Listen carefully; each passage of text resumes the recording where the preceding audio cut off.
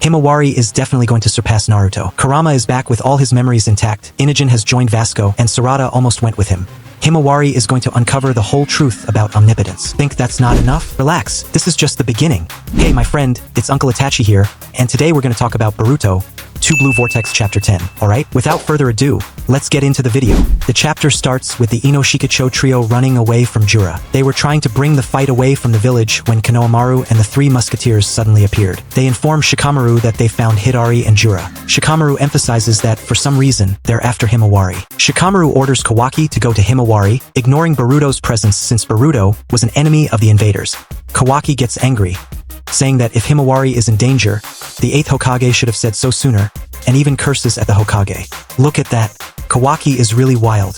So, without thinking twice, he flies off to Himawari. Then the scene cuts to Shikamaru asking Boruto if he's okay.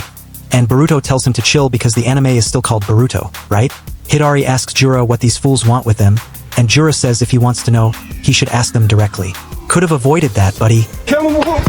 Jura flies towards Himawari, and Konohamaru asks why they're after her. Hidari says they're too noisy. The guy tries to mess with Hidari, but Konohamaru tells him to calm down because he heard that one of the invaders was Sasuke. The guy confirms that the person in front of him is indeed Sasuke. Hidari then asks if they're stupid or deaf, and suddenly Sarada and Samaire appear, asking if everyone is alright. At this moment, we have an epic encounter, my friends. We're going to see a fight between the tree father and his daughter. Speaking of trees, I suggest you hit the like button, or you'll turn into a tree too. Friendly advice. Hidari uses his claw marks and teleports between the girls. He tries to launch a Chidori to introduce Sarada to her uncle, but Sarada dodges the attack like it's nothing. Suddenly, Konohamaru shouts Sarada's name. She dodges the attack, and sends a Chidori straight at Hidari. Well done.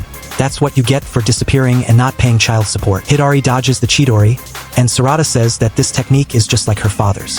Come on, someone tell this girl that he's her dad. Then the scene cuts to the most intense moment of the manga. Himawari talking with Kurama. Is it really Kurama? Or a 2.0 version? It's really Kurama, my friend, and he confirmed it himself. He introduces himself to Himawari, saying she can call him Ninetails if she wants. Himawari asks if he was the fox inside her dad and where they are. Kurama explains that they're inside a thought, as they're now one mind. Meanwhile, the kids are trying to wake up Himawari, who is unconscious. Jura takes advantage of this and tries to attack them.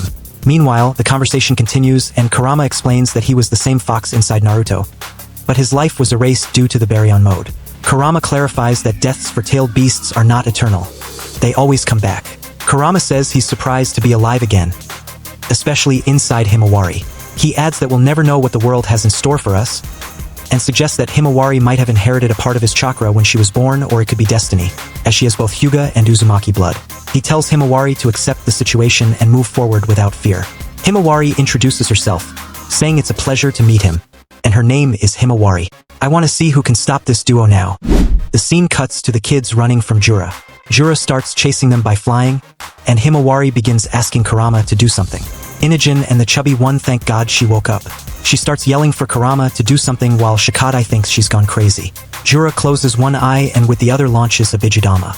The guy creates a Bijudama with his eye. Man, this guy is too strong. The Bijudama hits one of the ink bird's wings. It's all over, my friend. The bird is really... But luckily, our gas tank activated the Thais Carla mode and saved everyone. Then Jura confronts the noisy bunch, saying they are really a good team and it would be a shame to eliminate them. Himawari yells for Kurama again, and this time Kurama tells her to stop being spoiled, that she has to do something herself, and that she chooses whether to waste the Biju's power or make good use of it. Himawari asks what she should do, and Kurama tells her that her chakra has more affinity with his than anyone else's, even more than her father Naruto's. Kurama tells Himawari to leave any fear behind and believe in herself if she wants a bright future. Seriously, this came from our big fox. I imagine Naruto was undoubtedly the Jinchuriki who made the most use of the Biju's chakra, and thanks to him, the anime didn't end in the war. But wait, does Himawari have more connection with Kurama than Naruto himself? It's time to rename the anime to Himawari, my friend. Suddenly, Himawari charges at Jura, trying to kick him, and he looks at her like, that's it? Really? The guy grabs her leg and twists it like a pretzel. Why is this guy so mean? How can he do this to a child? This guy is really not messing around. He literally twisted Himawari's ankle. Inogen gets furious and tries to attack him. Jura blocks the attack and summons a tree, trapping Himawari and telling her to stay calm because soon she'll become nutrients for him. that she'll soon lose her senses, and the pain in her leg will end. Inujin gets angry and charges at him, but Jura just knees him in the stomach to make him stay alert. Himawari screams for Jura to stop, saying her friends have nothing to do with this. Jura agrees but says it's hard to understand. Inujin touches Jura's foot and tells him to let Himawari go, and Jura hits him with a mokuton in the stomach. Shikadai and Chaochu are terrified. Look at that hole. More delusional than flat earthers are just Inujin's fanboys who think he'll survive this. Suddenly, something strange starts happening. Himawari's hair begins to spike up. Jura looks at her and sees a frightening look, and she screams that she told him to stop. Everyone is impressed, and Jura asks why this sudden change. Let me answer you, Jura. You invade the village, try to kill her friends, make a hole in a kid's stomach, and expect her to love you? The scene cuts to Kurama smiling, saying she's really mad. Huh? Good. Let's cause some trouble. And the chapter ends in the most epic way possible. Now the fun begins, my friend. If Himawari awakened the Byakugan when Boruto turned her teddy bear into a Satoru Gojo cosplay, imagine now that Inujin is cosplaying her uncle. Look at that glare, my friend. Himawari is seriously pissed. Now that Kurama is back, it's likely that Himawari can escape Ada's omnipotence. When Ada used her omnipotence, Kurama was already dead. Kurama knows the whole truth about Naruto. As soon as he sees Kawaki and Boruto, he'll be able to confirm immediately that they've switched. Maybe he won't break Ada's Shinjutsu, but he might convince her of the reality. Whether she likes it or not, Himawari doesn't hate Boruto. Remember that in her mind, Boruto is her adopted brother who killed her parents. But something in her heart tells her something isn't right. She was indeed affected by omnipotence, but I believe now that Kurama is in the mix, the game has completely changed. Shikamaru has already decided to side with Boruto. Sarada wasn't affected and is with Boruto. Mitsuki is realizing that Kawaki doesn't treat him like Boruto did. Amato noticed that his scientific data isn't in Boruto but in Kawaki. And now that Kurama is back in this mess, things are likely to heat up from here on out. My friend, now the question remains, will Himawari really surpass Naruto? And the answer is yes. Calm down, my little grasshopper, I'll explain.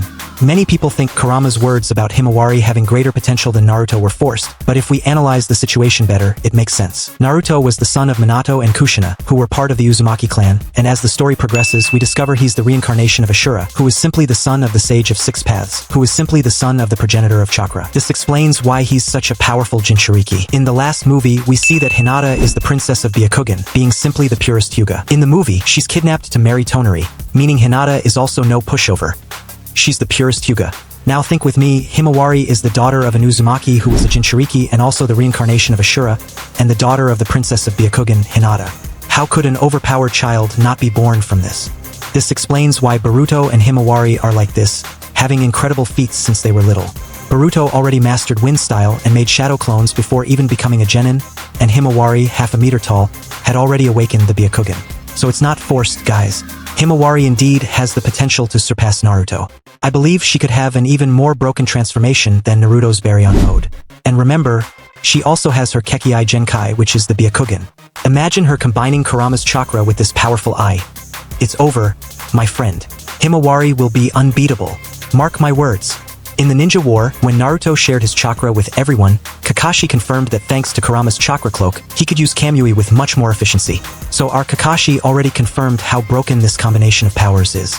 Therefore, it's not a stretch to believe that Himawari will surpass Naruto. Unfortunately, the truth is, my friends, Himawari has everything to be a perfect Jinchuriki. That's it, my friend, the video ends here.